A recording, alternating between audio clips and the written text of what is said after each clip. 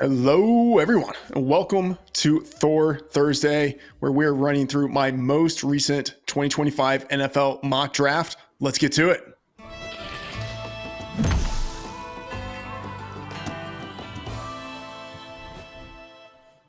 All right, I'm Matthew Freedman, Matt F. the Oracle, and of course, this is the Fantasy Live Show, and I'm joined by our NFL draft guru, Thor Nystrom. Thor, today we are running through the 2025 NFL mock draft that I published last week. And I got to say, there are already points in this. I want to get your feedback on this. There will already be points when I look at this and I say, I'm going to change this. The next time I iterate on this, and this is version 17, I have been grinding these mocks out for months now. Each one is different. Each one I get feedback from you, from various people on social media who tell me I'm wrong. That's fine. I want to hear where I'm wrong so that the next time I do it, I can be right. And Thor, let's get to the first pick because I believe that one of the places where I'm wrong. Last week, I had the Tennessee Titans with the number one pick taking edge rusher Abdul Carter from Penn State, number one. I will say, if you look at the odds at DraftKings Sportsbook right now, it is not Abdul Carter favored to go number one. It is Cam Ward favored to go number one with minus 800 odds. I will just say, though, there have been instances in the past where the Titans decision maker said they want to take, or they're not going to pass up taking a generational player at number one. And as much as I like Cam Ward, I do not think he's a generational player. I do think Abdul Carter might be a generational player. He's young. He's been productive. He's pedigreed. What are your thoughts on Abdul Carter and the possibilities of him going number one to the Tennessee Titans? Yeah, that comment they made about the generational player thing, and which they were talking about again during the combine, that is the weird thing, right? I mean, because they came right out of the gate with that messaging, and I totally agree with you. Cam, like I like Shadir Sanders a little bit more than Cam Ward, but neither of those guys you would even come close to giving the generational moniker to. If people have asked me if you shoved the two quarterback classes together this year and last, where would I have them ranked? I'd have Shadir QB5 in those combined, and I would have Cam Ward QB6. So, but like the generational guy in this class, to me, if you're going to say one, it's Travis Hunter. But if it's not him, it would be Abdul Carter, right? So, like in terms of that, I get it. But yeah, recently with some of the smoke we've gotten, and some of it not even smoke, just coming out with comments. The thing about Will Levis now being potentially available, or the reports that the Titans want to move on from him, it seems like they're starting to put out a little bit more with the media to suggest that they will be going quarterback with this first pick. And that makes all the sense in the world. You have an enormous hole there. You are going to be moving on from Will Levis. And it was pretty weird during the free agency period that they didn't get involved with anyone. So I think the way that the smoke's going now, we're getting pushed towards a quarterback here with the Titans at the number one pick. All right, let's look at the second pick. The Cleveland Browns, I have them going with Cam Ward, the quarterback from Miami. You know, there could be some debate as to whether Ward is the number one quarterback in this class or whether it's Sanders. I think Ward will go off of the board before Sanders. Thor, I know you feel differently in terms of how these guys might stack up in terms of their potential as prospects, kind of regardless of where they go off of the board. I know that you do prefer Sanders, but at the combine, a lot of the boots on the ground communication was that the Browns were interested in Ward. He was being linked to the Browns heavily during that time. And so it kind of raises the question, if the Titans go with Carter as the first pick, would the Browns draft Ward at number two? If Ward isn't available, would the Browns draft Shedeur Sanders at number two? But just kind of big picture thoughts, where are you on the Browns and where they stand in relation to the quarterback market right now? Because I think that is really the big question that determines if they're going quarterback at number two.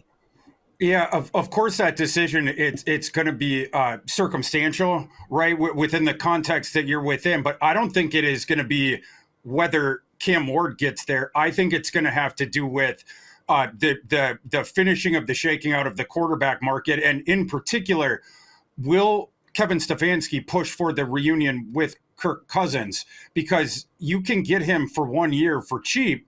the Falcons are Terry Fontenot's trying to squeeze a draft pick out of someone, and you guys take a little bit of the money. However, that's going to end up working out. In coaching staff and in administration that is both on the hot seat, what is your best path here to try? You could take the guy that I think is a generational player in Travis Hunter here, or you could go quarterback, of course, like you mentioned, or if you have signed a guy like Kirk Cousins for a low cap hit, that would open up the BPA thing or a trade down. So to me, that's the wait and see part with Cleveland. And I think that's why we're not getting a ton of information out of there. I think they want to see if they are able to get the 1 year sort of stopgap fix. If they do, I would expect this pick to be Travis Hunter, probably.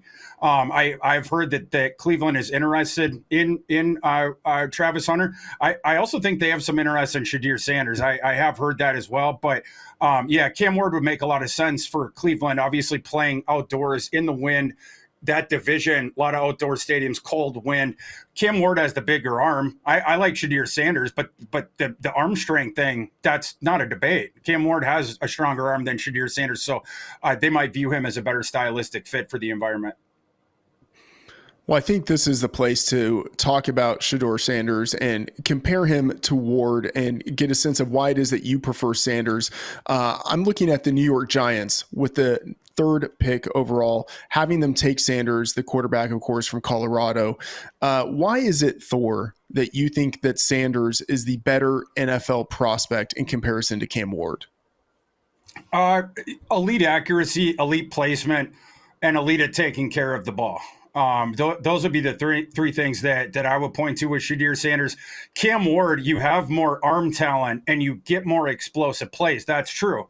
And that's why people end up liking him more. But the explosive plays come in conjunction with an elevated turnover rate, a turnover rate that was almost 3 times as high as Shadir Sanders' last year. And the folks who really like Cam Ward, in my opinion, like I'm talking really, really, really like him, they have made a logical leap in assuming that Cam Ward will continue to be able to elevate the explosive play rate while slashing the turnover rate. I don't think that is possible. It's the same. This is what we call the Brett Favre corollary, where you get the explosive plays while accepting in conjunction the riskiness that is involved with that and the turnovers, right? So it's like the higher the explosive play rate with Favre was, the higher the turnover rate was. If you wanted to modulate him down, and you could get the turnovers down. Well, now you're taking explosive plays off the table. So you have with Cam Ward, it's more of the roller coaster. You get the super highs, and you're going to get a couple head scratching decisions per game. And again, that's just a part of his ethos. The explosive plays come out of that too. Whereas with Shadir Sanders, he can put the ball wherever he wants, all 3 sectors of the field. That's how good the accuracy and the placement is. Just really, really good stuff. And then again, taking care of the ball. He doesn't turn it over. So the efficiency is really high with him. And I think the interesting thought experiment with Shadir Sanders is this is a guy who played behind terrible offensive lines each of the last 2 years at Colorado, had the good receivers, of course, but you did not have a threat of a running game and you had a terrible offensive line. So opposing defensive lines, edge rushers could just pin their ears back all game, get after him. He was under duress all the time.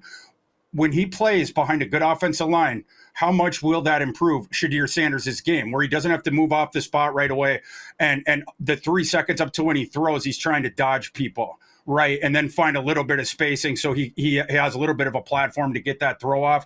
I think Shadir Sanders' game is going to elevate in the NFL, and I think that his game translates really well to the modern NFL, where the accuracy and placement there's such an importance on that.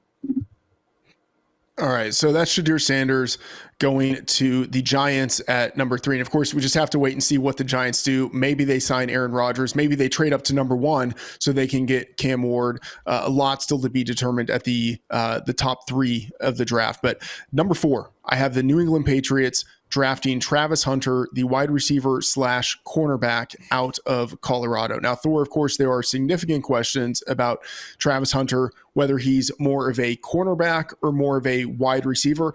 I think he's a great wide receiver. He won the Bolitnikoff. Of course, I think he's a fantastic corner as well. But there have been kind of some whispers that there are some NFL teams that if you think of him just as a pure cornerback, he's not a top 3 corner, or not a top 2 corner in this class, and maybe not as good of a wide receiver, a pure wide receiver prospect as some of the other guys in this class. And then there are the questions as to whether he actually could have the physical ability to play the number of snaps on both sides of the ball that you would need him to play if you're thinking of him as a two-way player who is still not like an elite prospect at the 2 different positions. I think he's an elite prospect. And if I am the Patriots, I'm playing him at wide receiver. You have Carlton Davis now, who you just signed in free agency. You have Christian Gonzalez. I think you could rotate Travis Hunter in as something of a situational nickelback, something like that, and then play him a little bit more wide receiver, where certainly this team needs some help. What would you do with Travis Hunter if you were an NFL decision maker? And do you think, I know you've said you think of him as a generational player, do you think he really is the number 1 wide receiver in this class and or the number 1 cornerback in this class? Yes to both. Yeah, if he was just a wide receiver, he would be wide receiver 1 with a bullet. Cornerback might be slightly closer, but he'd be cornerback 1 as well. And yeah, he's the best player in this class, Travis Hunter is. It's the only guy that you've had come out recently where from an objective value, qualitative value perspective, you can start to make the argument of Travis Hunter against the top quarterbacks in his draft class. Because of you get the CB1 guy, and then you situationally you'll get the wide receiver 1. I say situationally because at Colorado, at Jackson State, the last 3 years, he played every snap. EVERY, every snap. He doesn't want to come off the field. He will be playing both ways in the NFL. Mark my words. It's the reason I put Shohei Ohtani as his comp. Because he will be playing both ways, and he'll be playing both ways from the get. It's just what percentage of offensive snaps. He's going to be a full-time corner, so we don't even have to talk about that. What will be the percentage of snaps that his body, that his organization, and that organization's medical staff, and then the analytic folks, that they come up with of, we can get him at this percentage of offensive snaps, so this many total snaps per game. We feel good about this, where it's not crazy elevating his injury risk. Our data shows he starts to go above this snap count over the 17 games, that's going to spike up. Now, that's going to be tough because analytics, it requires the context of similar situations in the past, and Travis Hunter is a unicorn. We've seen guys that moonlight on offense and every game, but we haven't seen a guy that's going to play as many as Travis Hunter in the modern NFL. So the ballpark number that I toss out is 40% of the offensive snaps in year 1. And for fantasy players out there, I know that they're like, oh, then you can't take them till later. You have to take McMillan. You have to take all these other different guys. The thing that I would say is, and while I love the fact that Travis Hunter played EVERY every snap at Colorado and Jackson State, one slight nitpick that I would have is on offense, when it's a running play or when the ball is going another direction, every concept wasn't to Travis Hunter. A lot of them weren't, but not everyone. You don't need him on the field for that. We don't need Travis Hunter run blocking in the NFL, right? Like, so that, to me, what you do if you draft him, your offense now has 2 playbooks. On 60% of the plays, it's your base offense or whatever. And on 40%, you got the Travis Hunter playbook. And the Travis Hunter playbook, 99% of the plays are going to Travis Hunter, or 90% of the plays are going to Travis Hunter. He'll be the decoy on the other ones, right? You are going to be pounding him with targets when he is on the field. He's going to be an enormous value add. And this one here, Freedman, at number 4 to the Patriots, I remember the last day of the season when they tossed out Joe Milton, and it's like, okay, the Patriots are going for it. They're going to lock in this first pick. And then Joe Milton, he decides to go supernova. It was the best we'd ever seen Joe Milton. Now, it was against the backups on Buffalo. They weren't really trying either. But you lose your way. You win or lose, however you want to see that, from the first pick, which the Patriots sat in heading into the last week. You fall all the way down to 4. And I wasn't the only one, of course, saying, you idiots just cost yourself Travis Hunter. So how cool would it be for New England and the fans there now at the 4 spot for the guy that you would have taken at 1 anyway to fall into your lap? I think, Abdul Carter probably would be in that conversation as well with Vrabel. But I just think Travis Hunter would be a perfect fit. You mentioned it. You play him across from Christian Gonzalez. What a nasty boundary corner duo that would be. And Drake May is crying out for a wide receiver 1, right? And when you have Travis Hunter on the field, you got one. Right. And then they could start to figure out the other stuff. But New England with holes everywhere, to get a guy that could plug 2 of them right away or 1.5 of them right away, that would be a grand slam. Yeah, the Patriots winning in the final week of the season to cost themselves the number 1 pick reminds me a little bit of the Texans winning in the last week of the season to cost themselves the number 1 pick. But the football gods believe in karma. The Texans got CJ Stroud instead of Bryce Young. That has worked out for them. And maybe in this instance, the gods of the pigskin will also bless the Patriots by giving them either Travis Hunter or Abdul Carter at number 4. At number 5, I have Mason Graham, defensive tackle from Michigan, going to the Jaguars. And I will say, this feels like a situation where the Jags at number 5 are just kind of looking in, and they're going to miss out on the top 4 guys. And I feel like this is the beginning of the sort of like quote unquote non-elite prospects. I don't know if there's really anything to say about, Mason Graham going to the Jags. It feels like it fits, but it feels like the Jags could also do a number of things on defense at number 5. But the real big thing is like, it feels like this is a teardrop. You're not getting Abdul Carter. You're not getting Travis Hunter at number 5. Maybe it's a trade down spot. What do you think of the Jags sitting here at number 5? I agree with everything you said there, both in terms of like, I feel like we have a pretty decent, it's not 1,000%, but feel pretty good about the top 4 guys, right? In some order, right?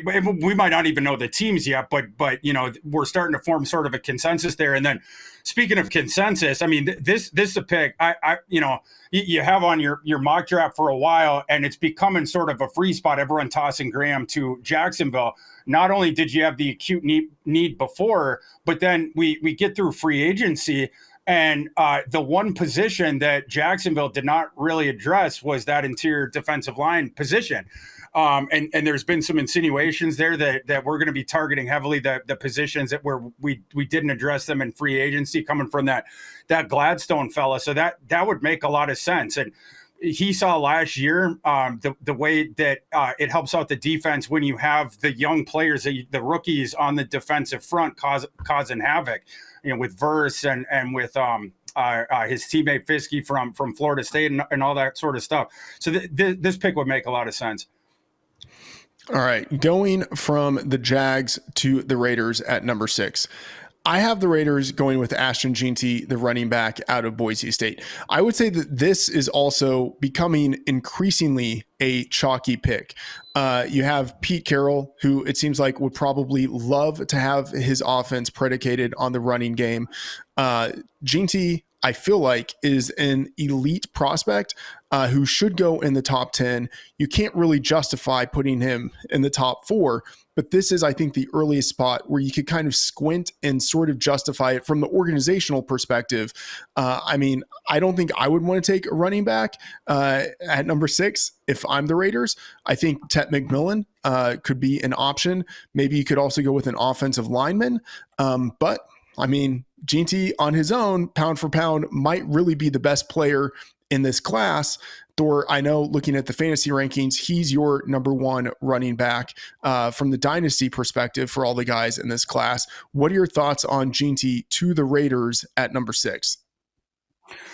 It makes all kinds of sense. I mean, people talk about, Pete Carroll and beast mode, in Seattle. And then it's like Jeanty could be the new beast mode. And sure, could. But go back in Pete Carroll's whole career. He has always prioritized the running back position. Remember Reggie Bush and Lendale White, one of the great backfields of all time at USC. They had, the thoroughbred backs every single year there at USC. And then the offensive coordinator he brings in, Chip Kelly. Chip Kelly loves running the ball. Right. I mean, so it makes all kinds of sense after you've brought in Geno. And yeah, McMillan is an option. There's several different, directions that they could go in. are Pete Carroll and Chip Kelly going to be able to turn down the best running back that has entered the NFL, in my opinion, since Saquon Barkley? I don't know that they will be able to do that. And it sort of speaks here to the, it's interesting, where it's hard to argue against going with Jeanty over the wide receiver one in this class and Tetairoa McMillan. And in the past, you'd say that, you would be laughed out of the room. But the strength of this running back class, and this also speaks to Ashton Jeanty as a prospect, that you wouldn't argue against this sort of lofty draft slot, despite how good the running back class is behind him. So you have that going on, and then the down receiver class.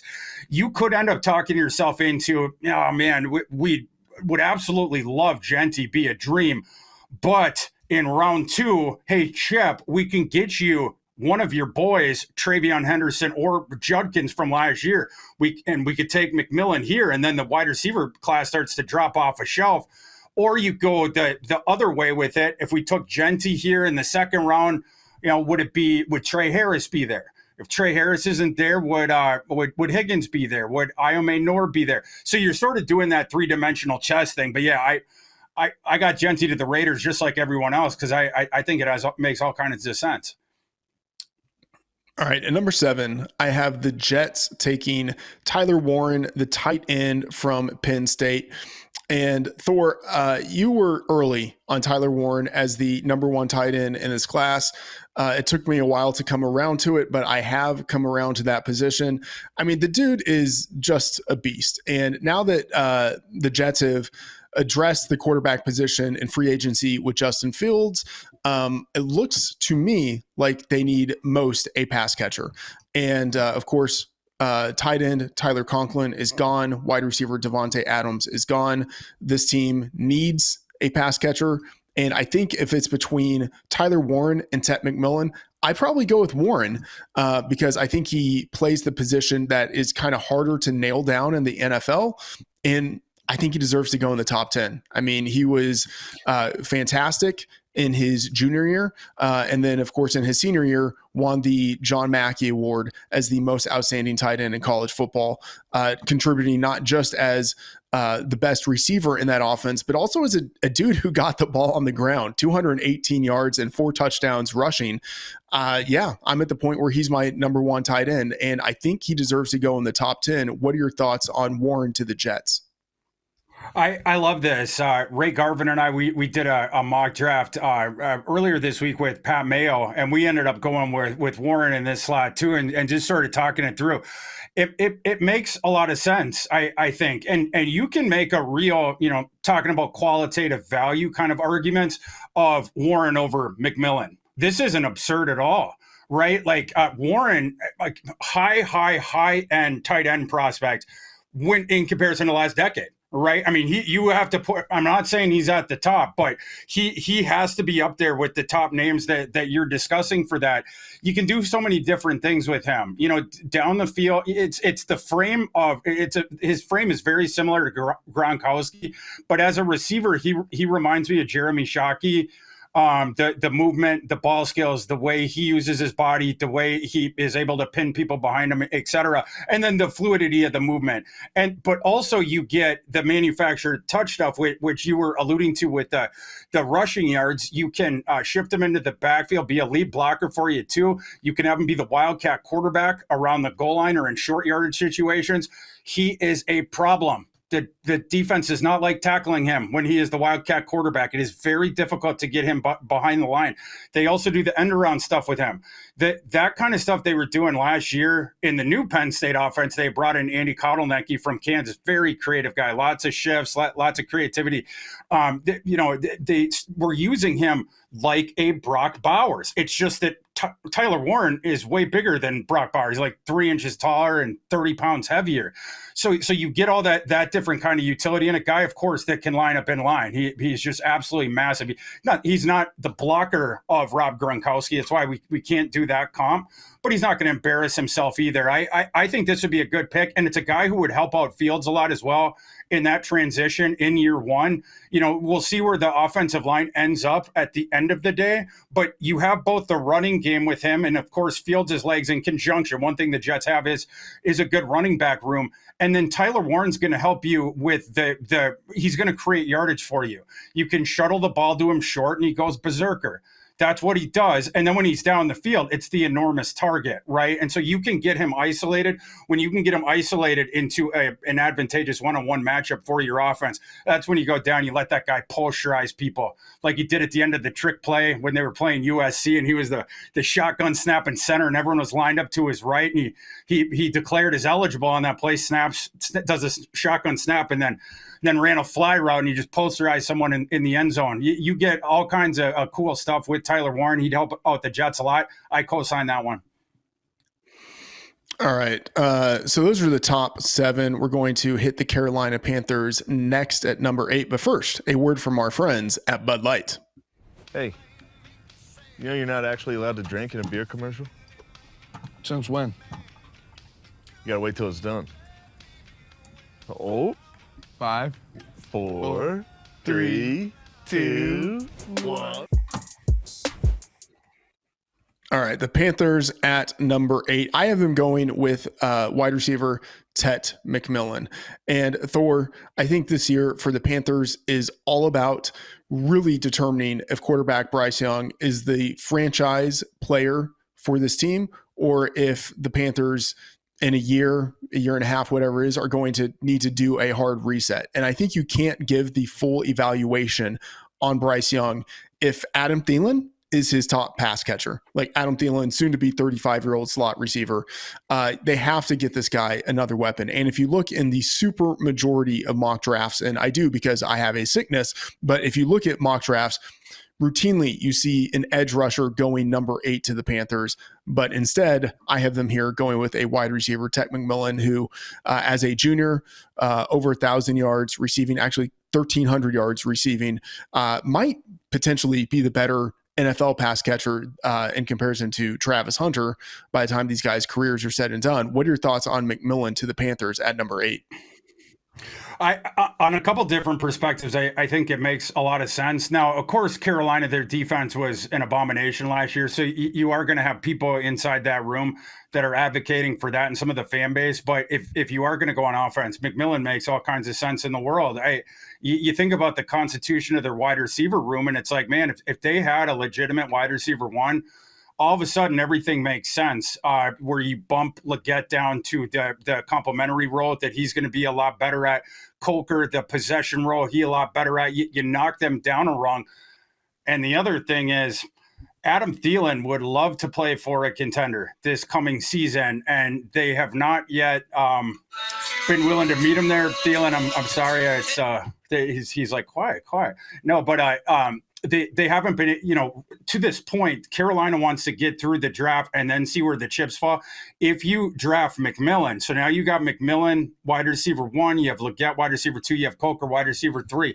That's where you can entertain. You might get one of those Friday morning trades or whatever, that we sometimes see in the NFL draft where it's for a day 3 pick. So it's another sort of 3-dimensional chess thing. But I think you make this pick, all of a sudden your wide receiving core going forward, you have one of the NFL's more attractive young receiving cores at that point, and everything makes sense as far as that goes.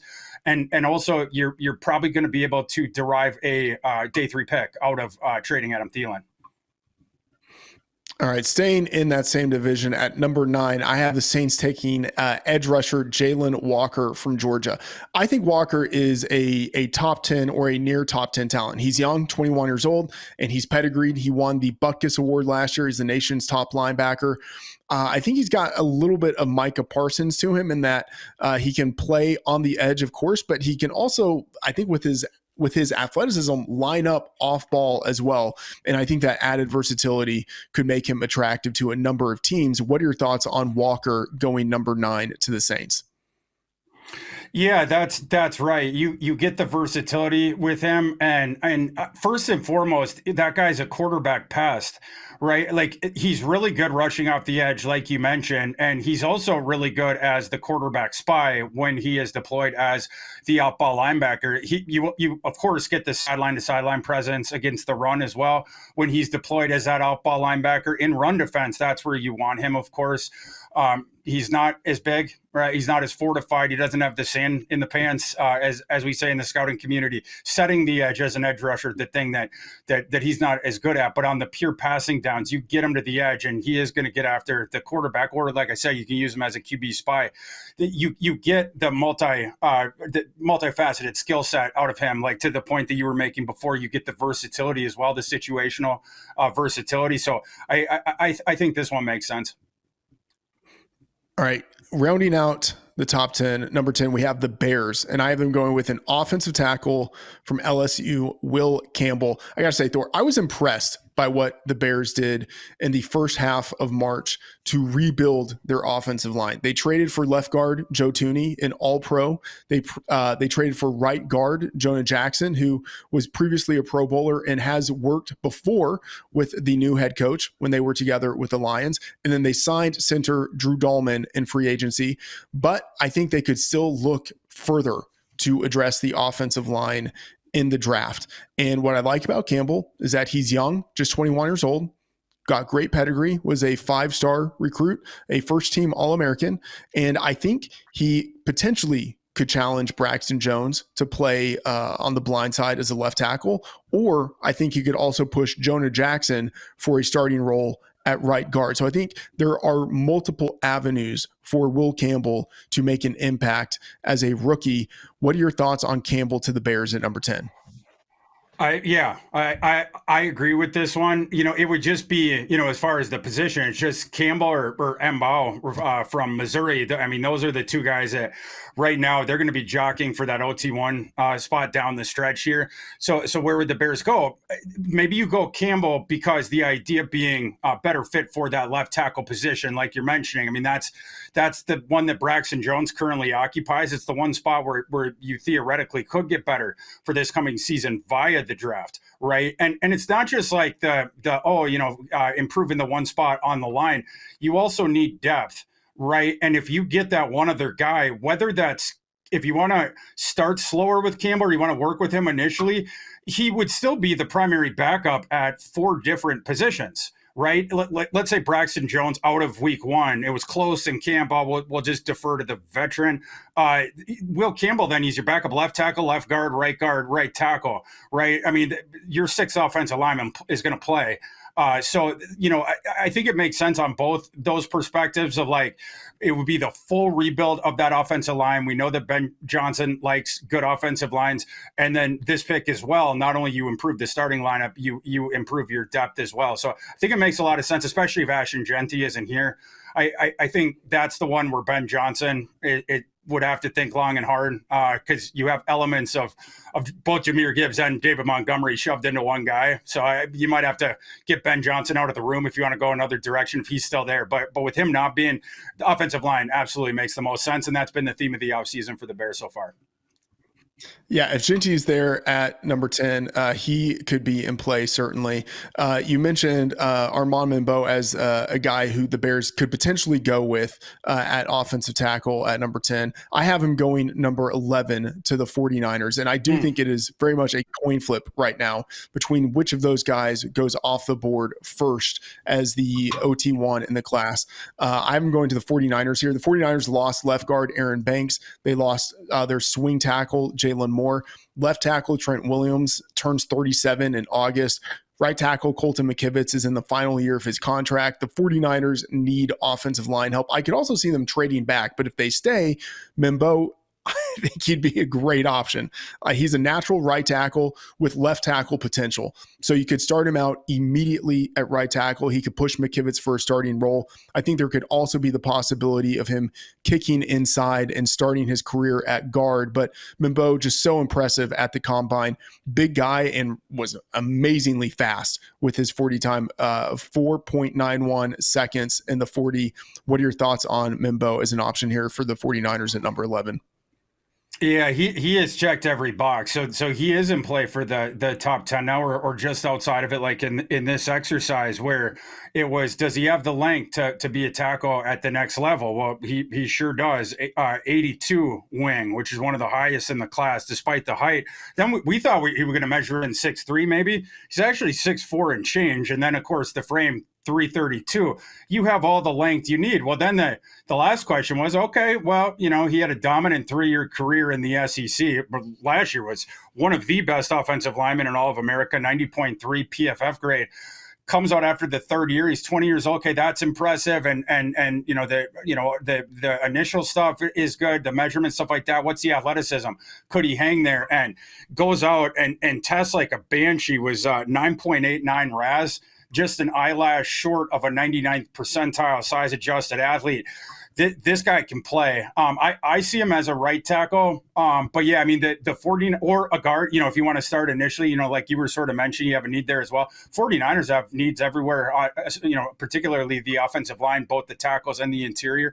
You could bring him in right away. I mean, even though he was so awesome last year in the SEC, again, this guy hasn't turned 21 yet.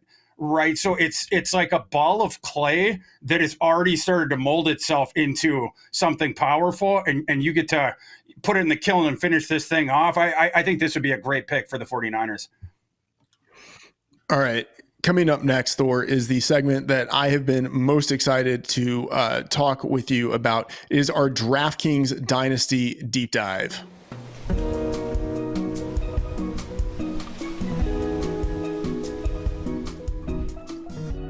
All right, Thor, at number 12, we have the Dallas Cowboys, my Dallas Cowboys, unfortunately, drafting Omarion Hampton, the running back out of North Carolina. Now, Thor, I think the big question with Hampton is, like, what is his dynasty value? And specifically, I think, how do we think of him in comparison to Ashton Jeanty? Because we've talked several times about this running back class and how good it is. And I think this class reminds me a little bit, with the top 2 that we have here. This class reminds me a little bit of 2007, where you had Adrian Peterson go number 7 overall to the Vikings. And then at number 12, you had Marshawn Lynch go to the Bills. And it reminds me also of the dynamic we had a couple of years ago, where you have obviously a great runner in Bijan Robinson go number 8 to the Falcons. But then at number 12, maybe raising some eyebrows, you have Jahmyr Gibbs going to the Lions. And you could look at how their careers have played out so far. Gibbs has maybe had the better career than Bijan Robinson. And Marshawn Lynch, maybe he didn't have quite as good of a career as Adrian Peterson, but Lynch on his own had a near Hall of Fame career. I look at what Omarion Hampton did at the Combine, coming in at over 220 pounds, running the 40-yard dash in under 4.5 seconds. Look at the production that he had at UNC. And I mean, I will say, Jeanty, as impressive as he has been with his college career, I don't think there's all that much of a gap between him as the number 1 running back in this class and Omarion Hampton as the RB2. And I think from the dynasty perspective, wherever it is that people are putting Jeanty, and they're probably putting him near the top of the board, I think Hampton should be like a half a round behind him, maybe a whole round if people just kind of want to be super aggressive on Jeanty and they're a little bit skeptical about Hampton. But I think Hampton is really close to Jeanty in his dynasty value. What are your thoughts? Yeah, I mean, Hampton's a good player, and obviously there is that enormous need. You are crying out for a starting running back. And of course, that's why we all had Ashton Jeanty in the spot to the Cowboys before. But yeah, I don't think Jeanty's going to get down to them. And now you have the smoke about potentially taking Hampton here. So in terms of slotting this pick, I'm not going to disagree with you, but I will warn you, if the Cowboys do make this pick in this slot at the last Thursday night of April, you're not going to want to be tuning into the Fantasy Life Live NFL Draft Show at that moment, Mr. Freedman, because I am going to go on a rampage against the Cowboys organization. I think this would be a huge a mistake of understanding the market that you are in and the market that you will be in that last weekend of April. You're looking at one of the best running back classes that we have seen the last 20 years enter the NFL, where you have the depth all the way down. I was going to say 7th round, is beyond that. There's going to be solid, long-time contributing running backs that are undrafted free agents this year. With Jeanty, it is a different question, Right. Like, you do the thing of, well, if we took this guy here, then the other position, and, like we were doing with the Raiders before, second round, we could expect this guy. But if we took this dude here, then in the second, you start to compare groupings. Jeanty is something different than we have seen. Right, like Jeanty is a totally different. Toss out the signifier generational. That Jeanty would fit that as well. Whereas Hampton, I mean, he would have been the first running back in last year's class, easy. Right. I mean, last year's running back class was terrible. I do not view him as a generational guy. I view there as a gulf between them. And so when if it's me looking at the picks and such like that, you're the Cowboys. You still need interior offensive line help. Wide receiver, cornerback, the defensive front. You have other needs. Why not use that pick on that under the supposition that Ashton Jeanty is not there? Why would you reach up for the first non-Jeanty running back? And I guess that will just come down to if they agree that Hampton is close to Jeanty or is it not? But yeah, for me, if I'm the Cowboys in that scenario, I either trade to the end of the first round, or I'm using my second round pick on that running back. But I wouldn't take one there if Genty's not on the board. Yeah, Thor, I don't disagree with you. I'm just looking at Jerry Jones doing what Jerry Jones wants to do. And this feels like the kind of stupid thing that the Cowboys would do. And I will say, if this happens on Thursday night for round one, I'm not going to need to tune in to watch you talk about it. I will be on the show with you talking about how much I hate this pick. So, I think Hampton. We'll take T-Mac Freedman. Yeah, Hampton could be a great fit on any team. I kind of hope my Cowboys don't take him, but if they do, I think he's going to have a world of dynasty value. So that is how I am looking at him here with our Dynasty Deep Dive presented by DraftKings.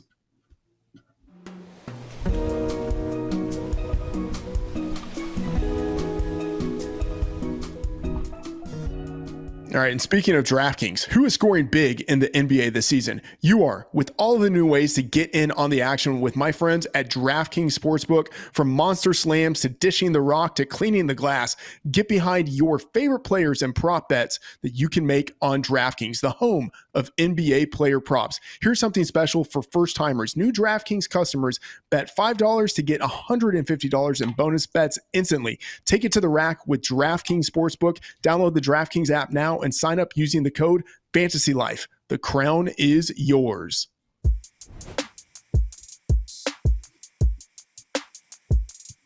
All right, Thor, we are going to encourage everyone to check out the rest of the mock draft on the site. You can go to my author page and read it all to see what we're saying about all of the guys who aren't skill position players.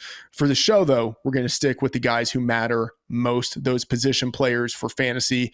And the next guy I have going off the board at a skill position, number 18, Emeka Egbuka, to Seattle Seahawks. Wide receiver, Ohio State. Ohio State has produced a number of great wide receivers over the past half decade or so. Egbuka looks like he could be the next guy in that vein. Now, I will say this mock was done before Cooper Kupp signed with the Seahawks. So I don't like the fit as much as I did before Kupp signed with the team, but I still think it's possible that the Seahawks could address the wide receiver position at some point in the top 100 picks of the draft. But let's say thoughts on Egbuka in general. Where do you see him falling amongst the wide receivers in this class? I think he's going to go right around where his former collegiate teammate went, Mr. Njigba, who in this exercise, they just became teammates. But Smith and Njigba 2 years ago went 20th to Seattle. Egbuka is going to go right around there. You know who my comp for Emeka Egbuka is? Jackson Smith and Jigba. So that's the thing with, and I like that context you toss in that was before the Kupp signing, because that's would be the only trepidation here is you have a primary slot in Smith and Jigba. That's what Kupp would prefer to do. And then Egbuka played 3/4 of his snaps in college in the slot and a quarter on the boundary. So that because of that, you might be praying that McMillan falls here, but if he doesn't, maybe a Matthew Golden. He certainly couldn't do Luther Burden, a pure slot who doesn't, the down the intermediate and the down the field route running. It's not the best right now. It's closer to a manufactured touch guy. So yeah, they'll have to figure it out. But Matthew Golden could be the guy for Seattle because Golden can play both inside and outside. It's not to say that I think Golden's way better than Egbuka, but just like the fit that you're talking about. All right, the next guy that we have at the skill positions, Colston Loveland, tight end from Michigan. I have him going number 20 to the Denver Broncos. Now, I will say the Broncos, I know they just signed Evan Engram. I'll just say personally, I don't have that high of an opinion on Evan Engram. And then also head coach Sean Payton has had in the past multiple tight ends that he's relied on. I think Colston Loveland gives them a long-term answer to the position, while Evan Engram can be more of the short-term guy who fills in the immediate need that they have. But Loveland, I think whether it's the Broncos at number 20, whether it's the Chargers at number 22, I feel like this is the general range where he could go. And I think he's got the potential to be, if not a year one contributor, a strong contributor within his second and third NFL seasons. Thor, what are your thoughts on Colston Loveland, the tight end out of Michigan? Yeah, I mean, people are probably going to be like, oh, what you were saying, they signed Evan Engram, so they can't do this. I actually think that they could. I totally agree with you on that. And the reason is because they don't play the same position. Evan Ingram's a big slot, right? I mean, you can't put him into the inline if you want to do any blocking with your tight end. And Loveland is an inline tight end that is an extremely skilled receiver. Now, Loveland, you find playing him out in the slot. You can put him on the boundary for a bit if you want to. I mean, a really skilled receiver, but this is a rangy athlete, almost 6'6". At the combine, he weighed in 248, but he plays a little bit above 250, slash that down a little bit. And again, you have the dual threat tight end there that can be your inline guy and then is going to heavily contribute to your passing game. Colston Loveland was the top target on the 2023 national championship winning Michigan Wolverines. I won't get into who played quarterback for that team, Freedman. I'll spare you on that one. But Colston Loveland, very dangerous, and he has that big catch radius, that huge broad shoulder frame, long arms. Bo Nix would really like working with him. And if you do make this pick, now all of a sudden, Loveland as your inline dude, Engram is soaking up a lot of the slot type snaps there.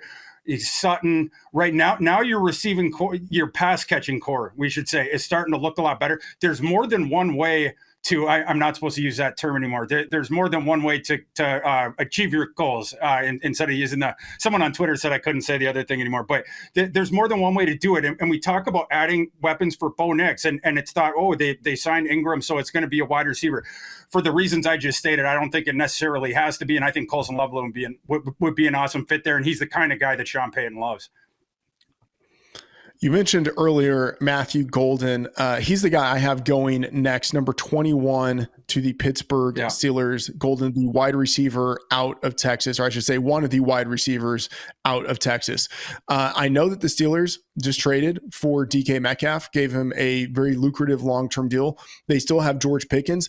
Now, Pickens, I think because he is potentially redundant with DK Metcalf, he could be traded, in which case there would be a clear opening for Matthew Golden. But I will say, even if the team keeps Pickens, plays him alongside Metcalf, I think there would still be room for someone like Matthew Golden within this offense, given I feel like you said, like Loveland plays a different position than Engram. I feel like Golden really plays a different type of position or a different type of style than Metcalf and Pickens. And Golden, with his speed, but then also ability to, I think, play in the middle of the field, he could be really intriguing, especially if they decide, hey, we're going to kind of open up the offense a little bit.